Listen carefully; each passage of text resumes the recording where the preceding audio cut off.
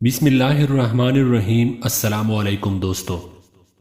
نماز پڑھانے کے لیے نبی مہربان صلی اللہ علیہ وآلہ وسلم کے پاس قمیص نہیں تھی۔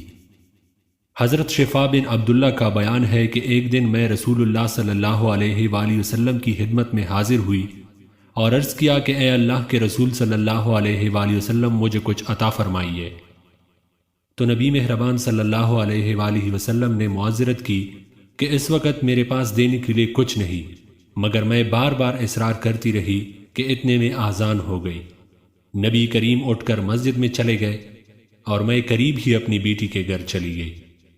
کیا دیکھتی ہوں کہ میری بیٹی کے میاں حضرت شرجیل گھر میں تہبند باندھے ننگے بدن بیٹھے ہیں۔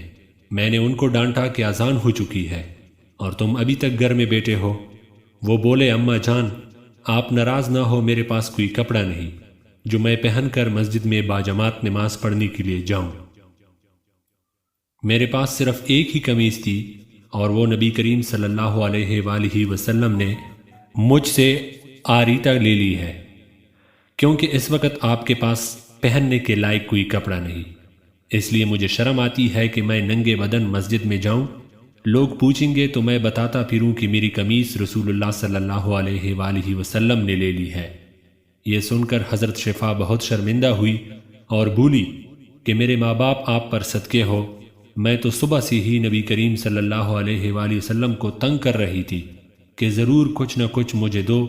یہ معلوم ہی نہ تھا کہ آپ صلی اللہ علیہ وآلہ وسلم کے پاس تو اپنے پہننے کے لیے قمیص تک بھی نہیں ہے۔